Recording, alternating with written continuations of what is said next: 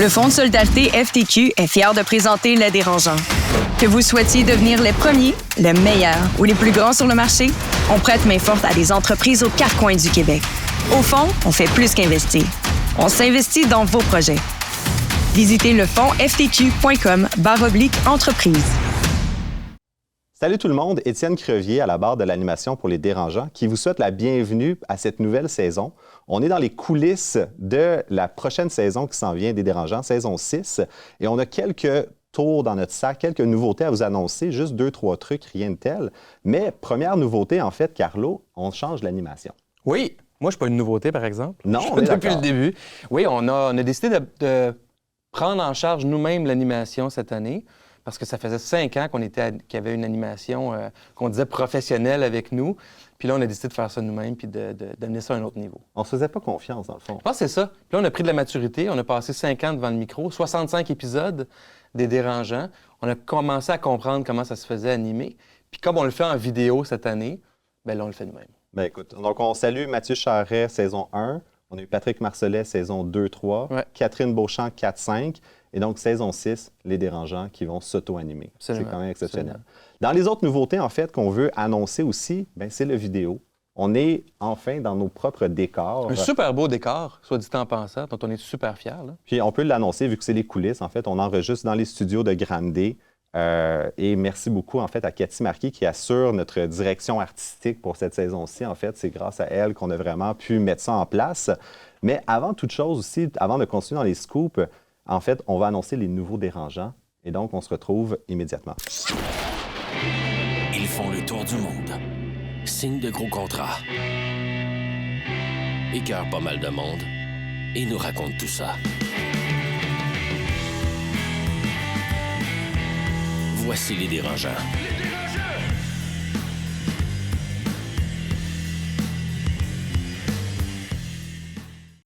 C'est officiel, le début de la nouvelle saison des Dérangeants. Bonjour la gang. Salut. Merci de vous joindre à nous. En fait, à Tout le monde en parle, ils ont Diane qui amène le vin. Là, cette fois-ci, c'est Cathy. Donc, mon Dieu, Cathy. Bonjour. Je vous amène un champagne Veuve Clicquot pour célébrer votre première. Félicitations. Et Merci. bonne deuxième saison, Merci, la Cathy. gang. Merci. J'ai l'impression qu'on gradue, en fait. C'est vraiment exceptionnel. Est-ce que vous m'accompagnez là-dedans? Non. Il n'y a personne qui est sans alcool? Mais tu m'en occupes, Étienne, pendant que tu... Écoute, vas-y donc, mon cher. Pas venir avec ton sabre. Mais non, pas cette fois-ci. En fait, d'entrée de jeu, nouveau décor, on l'a déjà dit, nouvelle animation, nouveau dérangeant, nouveau sponsor aussi. Donc, avant de tomber dans le vif du sujet, il faut quand même souligner, merci beaucoup au Fonds de solidarité FTQ qui a vraiment cru en nous pour cette nouvelle saison, nouveau concept. Le quartier général de l'Audace du Cégep de Saint-Jérôme qui renouvelle, en fait, pour cette nouvelle saison. Et on s'ajoute aussi Blue HF, cabinet d'avocats, également, qui va nous sponsoriser pour toute cette saison-ci. Donc, Oh! bravo. Je l'ai timé. C'était Fallait que tu arrêtes de parler. d'une main de maître. Donc, pour ceux qui nous écoutent en version audio, on se verse un délicieux verre de champagne. Et donc, c'est en même temps le moment de vous inviter à venir nous écouter sur notre nouveau channel YouTube, puis pour cette nouvelle saison. Donc, j'aurais envie de faire ça à bâton rompu. En fait, Dominique, pourquoi d'avoir accepté de te joindre comme dérangeant? Bonne question. En fait, je pense que j'ai adoré mon épisode, définitivement. Je pense qu'on est tous tombés, les trois, un peu en amour avec le format durant l'épisode. C'était vraiment très, très agréable. D'ailleurs, nos 3 nouveaux dérangeants, c'est 3 invités de la saison 5. On est Ils sont d'accord. tombés en amour avec le format puis avec l'approche des dérangeants. Certains diront qu'on n'est pas allé chercher bien loin. Hein? Donc très agréable. Je pense aussi, pour moi, le titre du podcast, c'est quelque chose qui m'a accroché, les dérangeants. Je pense que c'est important un peu de déranger dans l'écosystème entrepreneurial, dans ce milieu-là. Et je pense qu'il faut faire un petit peu différent de ce qu'on voit à certains moments dans les émissions de télé qu'on connaît tous, etc. Donc j'avais envie d'ajouter un petit peu ma sauce, si je peux le dire comme ça, venir brasser un peu, venir déranger un peu. Et c'est vraiment pour ça que ça m'a fait un grand plaisir de me joindre à l'équipe. Bien, écoute, merci. En fait, c'est vrai que tu as ta chronique dans le Journal Les Affaires où est-ce que souvent tu bâches un peu sur l'entrepreneur star system, l'espèce d'entrepreneur influenceur que tu n'aimes pas ça. Hein? Je pense que ça vient te chercher à l'intérieur. En fait, je pense qu'on est beaucoup dans l'image. Hein, c'est quand même paradoxal parce qu'on est en train de faire un podcast. Ce qui veut dire qu'il y a aussi un côté, je donne des conférences, etc. Mais je pense que malheureusement, il y a une image dans énormément des médias comme quoi l'entrepreneuriat, c'est facile, comme quoi l'entrepreneuriat, c'est que de la réussite. Et pourtant, ben, la plupart des entrepreneurs ont beaucoup plus échoué, beaucoup plus souffert, beaucoup plus eu des défis de santé mentale qu'on va sûrement parler durant la saison. Donc, c'est pas l'aspect que les entrepreneurs soient dans les médias qui me dérange, c'est beaucoup plus la façon qu'on présente les entrepreneurs. Par exemple, des émissions de télé dans lesquelles on fait des chèques pour à peu près n'importe quoi. Et sans vraiment aussi être capable de dire derrière qu'il y a énormément d'entreprises qui ont participé à ces types d'émissions-là, qui ont fini en faillite, qui ont eu des échecs par la suite. Donc, je pense qu'on a besoin de faire la promotion de l'entrepreneuriat, mais un peu plus peut-être dans l'humilité et la sincérité de c'est quoi vraiment être entrepreneur. Hey, j'aime ça, mais je vous fais un cheers, la gang. Santé. Hey. Santé à tous. Merci d'avoir accepté le défi. Cheers! Santé. Santé. Ah, que c'est bon. Fait que je vais rebondir, en fait, Anne, même question. Pourquoi avoir accepté le défi de devenir une dérangeante? Bien, écoute, quand j'ai su que Dominique se joignait, je me suis dit que c'était une occasion extraordinaire de venir l'écœurer. Fait que ça, c'est sûr que ça a été un élément super vendeur.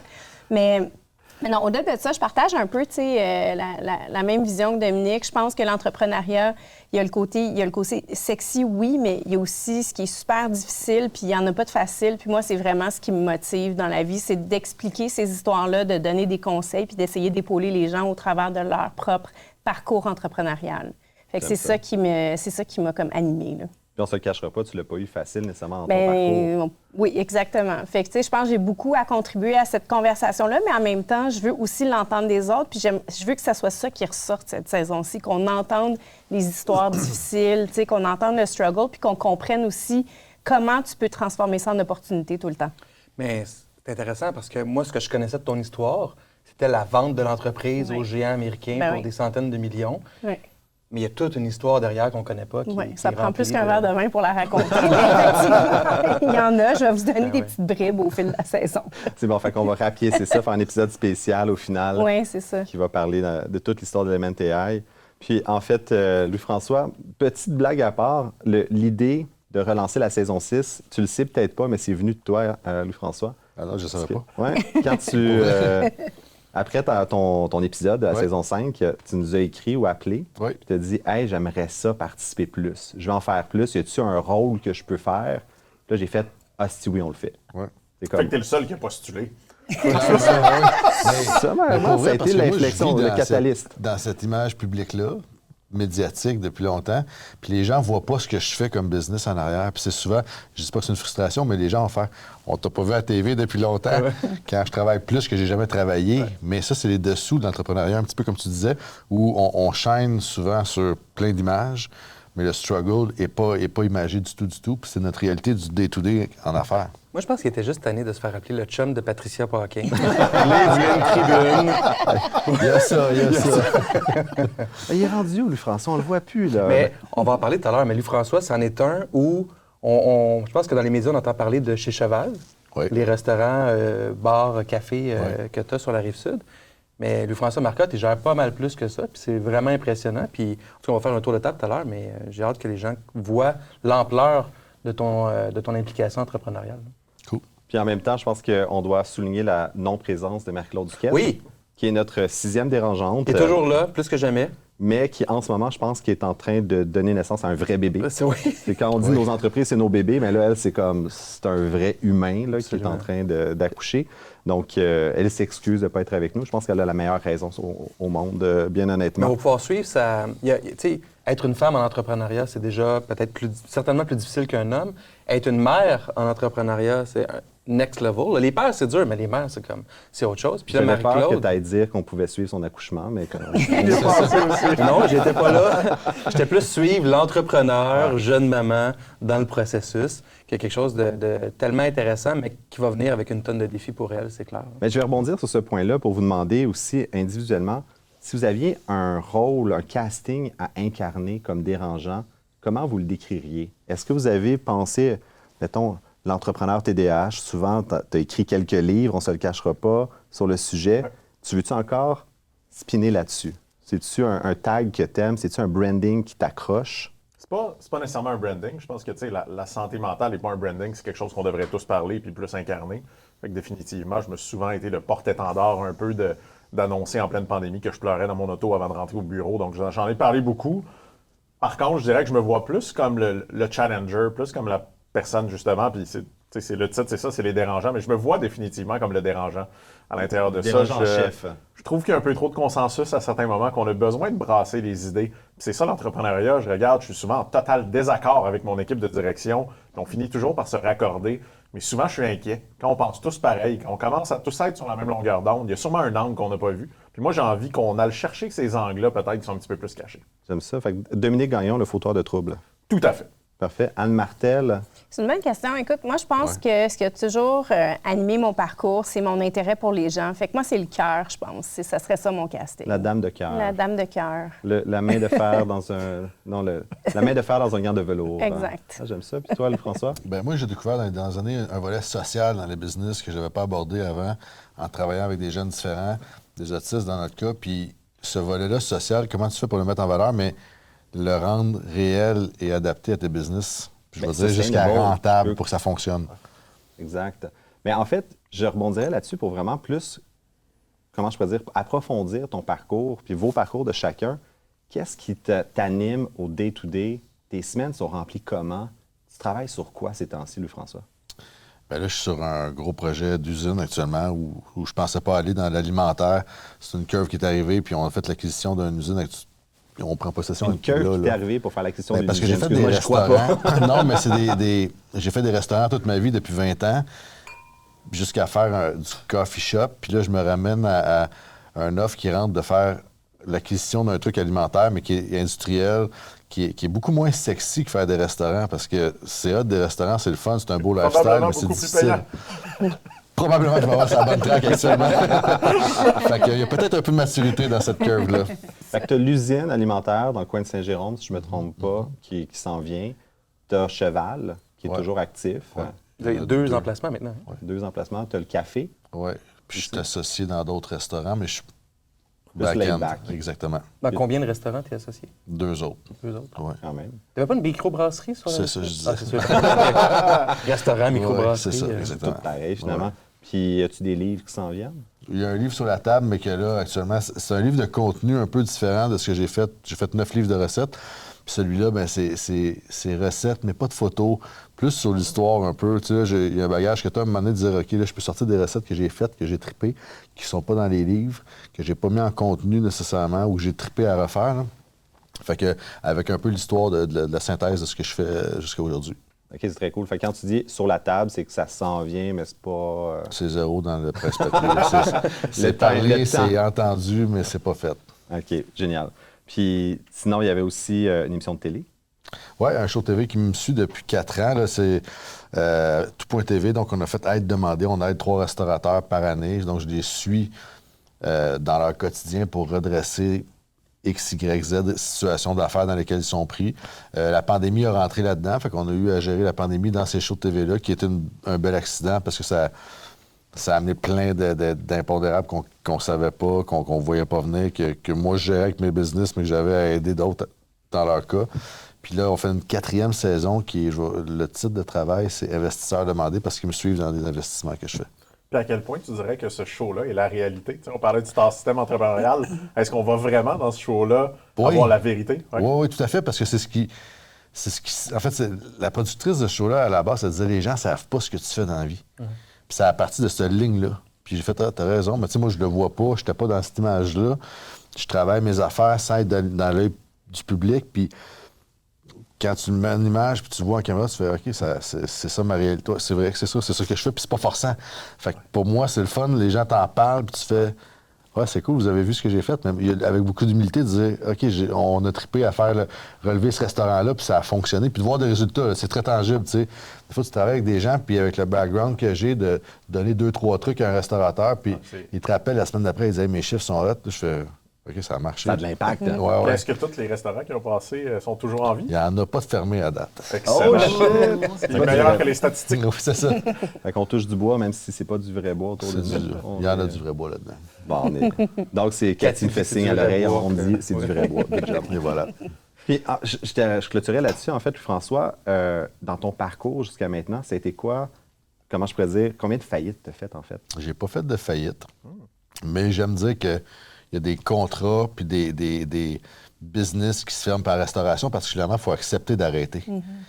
Puis ça, des fois, on oublie ça. Les gens pensent que c'est des échecs. Moi, je trouve que c'est pas des échecs, c'est des apprentissages. Puis faut apprendre. Puis ça, il faut aussi inculquer ça à nos jeunes, de dire, même s'il y a un cycle d'école, de business qui se termine, arrête-les au bon moment, ou du moins dans le moment où il faut opportun, puis d'en être fier, parce que c'est toujours un apprentissage. J'en retire du positif, tu sais. Même si c'est pas toujours le fun, d'arrêter, souvent, c'est une solution. Mais c'est de lire la vague. Tu as surfé la vague, cool. Mais maintenant, la vague se casse, soit à l'arrêt, bien, sort. Ah, mais c'est dur. Tu sais, on moi, en parle facilement, mais c'est super La difficile. plus difficile à faire, c'est d'arrêter un projet. Ouais. Tu sais, quand on est quelqu'un de cœur, là, c'est tellement dur parce qu'on aime ce qu'on fait, on y croit à la mission, on y croit à ce qu'on fait. Puis des fois, le marché, au sens large, j'y crois plus, ça marche plus, ça nécessite d'autres investissements. Mais moi, je pense que les décisions que j'ai le plus de difficulté à prendre, c'est d'arrêter. D'ailleurs, j'ai pas arrêté les dérangeants. Je pense, Étienne, tu l'as dit tantôt, on appelle malheureusement souvent nos entreprises nos bébés.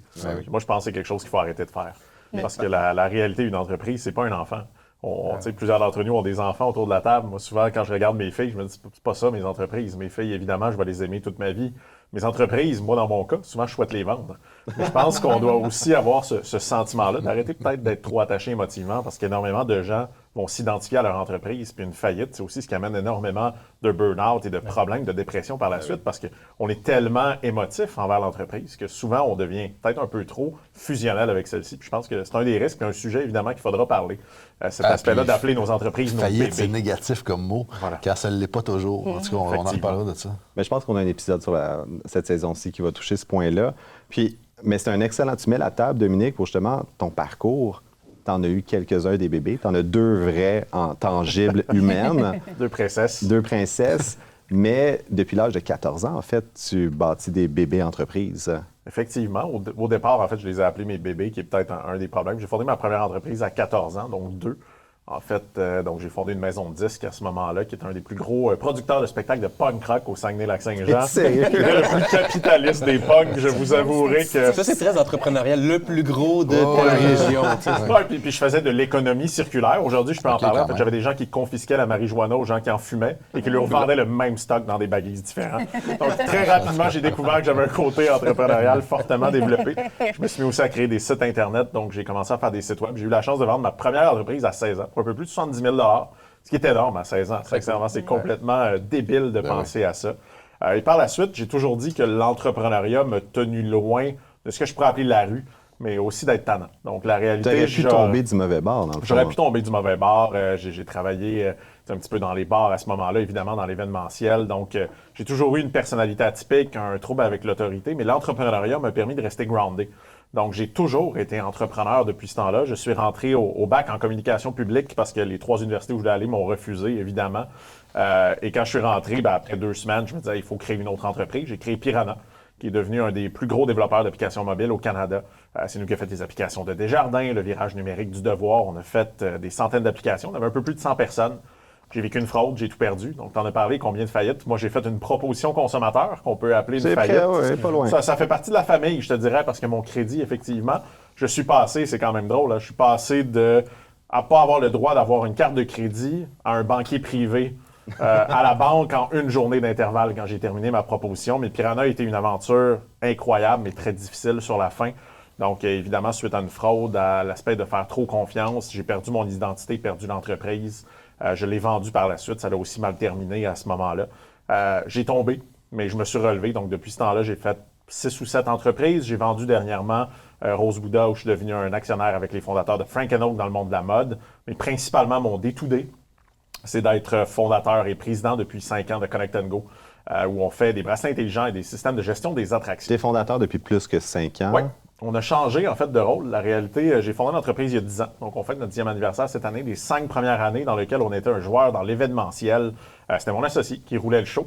J'avais d'autres entreprises, moi, donc j'étais vraiment plus un investisseur semi-actif dans l'entreprise. Et quand, en fait, la pandémie est arrivée, mais aussi une ronde de financement, j'ai décidé de prendre un rôle plus prépondérant et de devenir CEO de l'entreprise à ce moment-là, que je pilote en ce moment à travers d'autres implications. J'enseigne l'entrepreneuriat parce que c'est très important pour moi à l'ETS.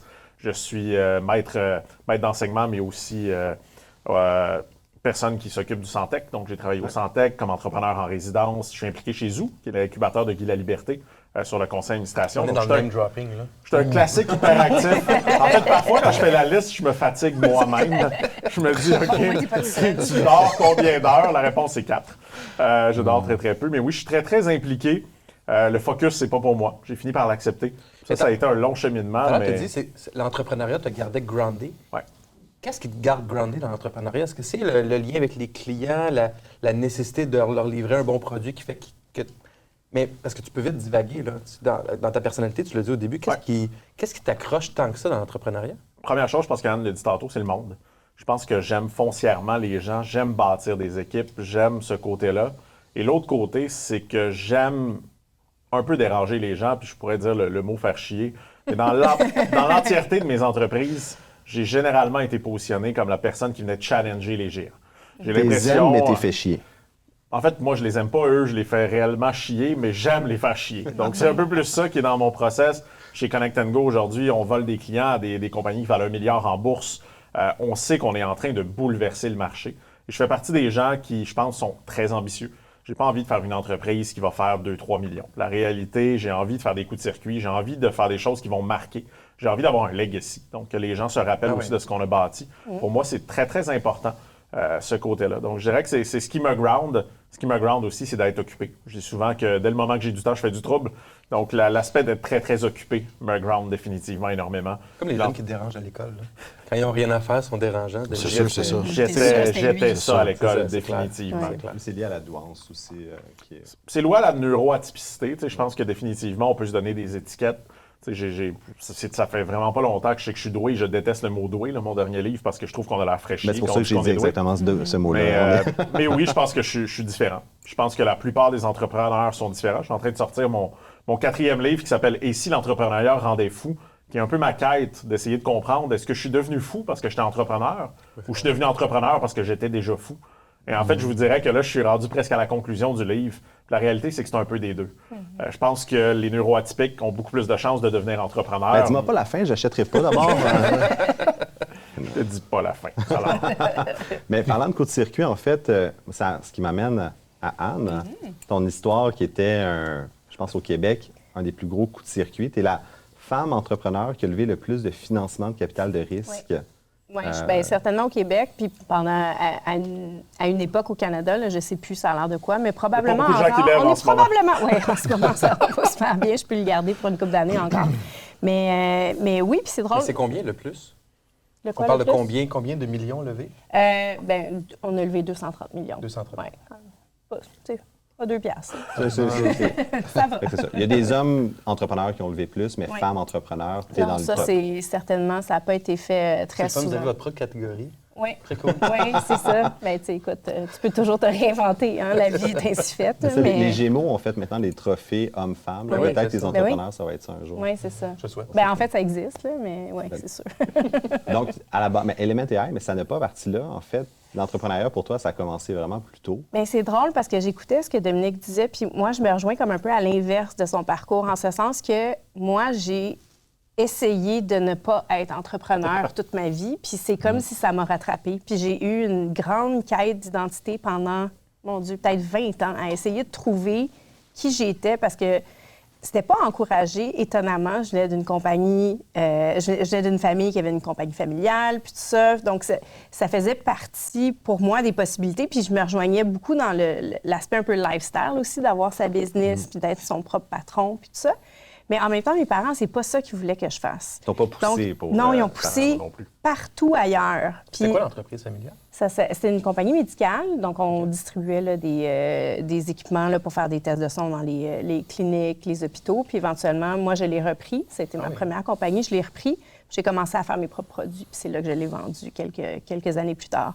Mais c'est vraiment... J'ai été obligée de me battre pour la reprendre, cette compagnie-là. Ils ne voulaient juste pas me la laisser. Puis à un moment donné... Oui, puis ça s'est passé un peu dans un cadre d'ultimatum, où je me suis dit, mais si je ne pourrais pas faire ça, je vais aller faire autre chose. Là, mais là, c'est l'heure que je m'investisse plus, puis que...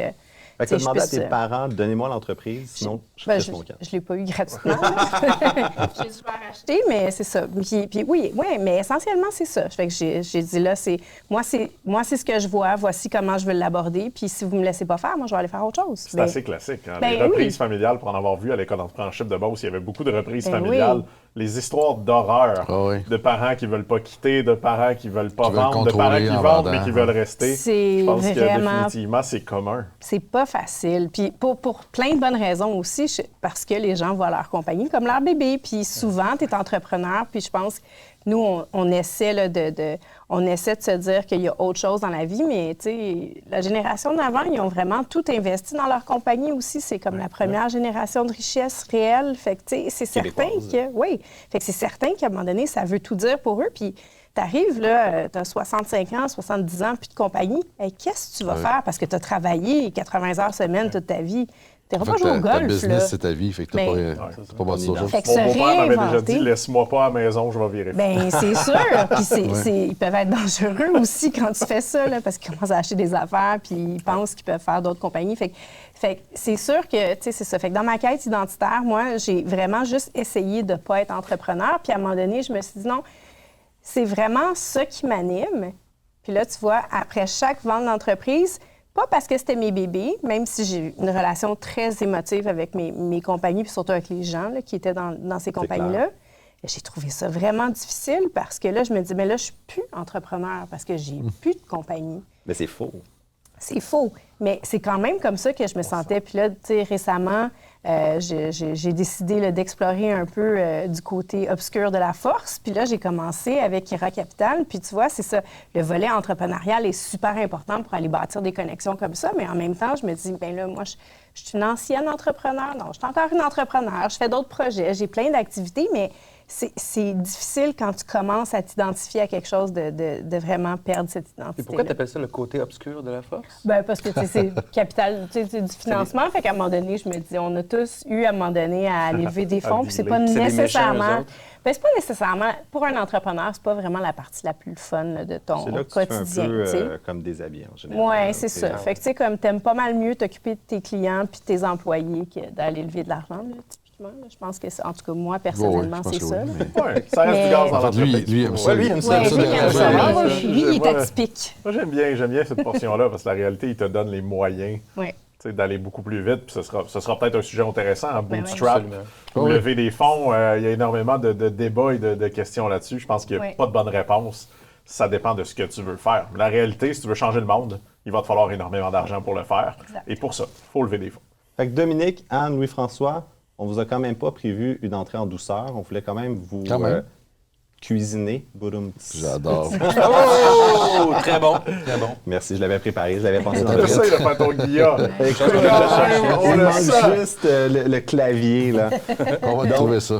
Donc, on vous a quand même prévu des petites questions tordues et quand même dérangeantes pour la nouvelle saison. Alors, Carlo, veux-tu y aller avec la première? Absolument. T'en as parlé, Dominique, tout à l'heure. L'entrepreneuriat, c'est pas tout beau, tout rose. Moi, je veux savoir, c'est quoi la décision la plus difficile que vous avez prise, puis comment est-ce que vous l'avez gérée? Ça peut être long comme réponse, hein? C'est pas facile à répondre. Là, j'en ai une que tu as déjà pris, Dom, que je me souviens que tu m'as raconté. C'est laquelle? En pleine pandémie, quand il faut que tu annonces à tout le monde. Ah oui, c'est sûr que la pandémie, ça a été horrible. Après, je pense que c'était une décision quand même raisonnée. Donc, la réalité... Mais ça, c'est par après, tu dis ça, mais sur le coup, étais-tu raisonné? Étais-tu comme, elle est bonne, puis je la prends? C'est un mix de désespoir puis d'esprit de survie. Tu sais, la réalité... Puis juste mettre les gens en contexte. En fond, la décision que tu as prise, c'était... En fait, la décision que j'ai prise, c'est très rapidement de laisser aller 80 des employés de l'entreprise durant la pandémie. On devait faire les Jeux olympiques, le Super Bowl, la meilleure année à vie. La pandémie est arrivée. Hein. Il y a deux choses qui ont disparu, l'international et l'événementiel, ce qui était grosso modo ce qu'on faisait. Connect and go. Et ce que j'ai trouvé plus dur, sincèrement, je pense que c'est la façon de le faire. Pour moi, être un entrepreneur, c'est se tenir debout. J'ai jamais laissé aller un employé sans être face à face à lui. Pouvoir le regarder dans les yeux et avoir une discussion. Et là, j'avais ma directrice culture et talent qui m'alignait sur Zoom les rendez-vous de gens à qui je devais dire adieu. Il y a des gens là-dedans, évidemment, qui ont leur famille, qui ont leurs problèmes, etc., qui ont leur stress. Donc, je dirais que ça a été, pour moi, pas la décision. J'ai fait du redressement d'entreprise. Je pense qu'à un certain moment, laisser aller des gens, c'est aussi la job d'entrepreneur, puis c'est du courage. Ouais. Ce qui a été dégueulasse pour moi, c'est de ne pas pouvoir le faire de la façon qu'on devrait le faire à ce moment-là. Donc, ça a clairement combien de été... personnes? 80 vous voulez dire combien de personnes? Une cinquantaine de personnes, je dirais, à ce moment-là, qu'on a dû laisser aller, dont des gens qui étaient avec nous depuis 6 à 7 ans. Non, mais imagine, tu es sur Zoom toute la journée, 50 personnes back-à-back à Let Go. Ben, 5 minutes par personne. Ils ont des 50 amis, hein. personnes. Puis on pourrait en parler. Tu sais, j'avais des gens là-dedans que je disais des amis, mais que malheureusement, ça a brisé l'amitié, qu'on s'est pratiquement jamais reparlé, même si je pense que la décision était justifiée, la décision devait se prendre. On serait mort sans ça.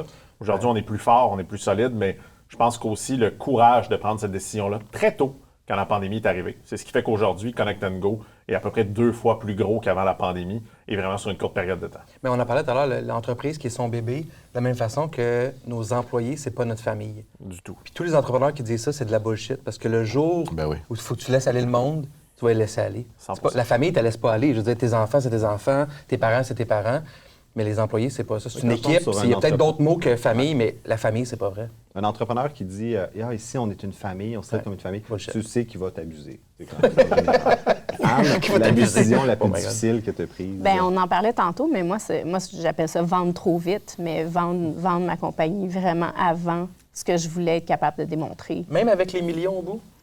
C'est pas une question de millions, c'est une question d'honneur, mais c'est une question de réalisation personnelle. Puis quand tu vends trop vite, tu sais, c'est ça, c'est un rêve inachevé, tu sais. Puis c'est la pire chose parce que tu te demandes toujours ce que ça aurait pu être. Puis Carlo, je pense qu'il faut faire attention. Tu sais, quand on voit les millions au bout, il n'en reste pas tout le temps de ces millions-là au bout. Ça. La réalité...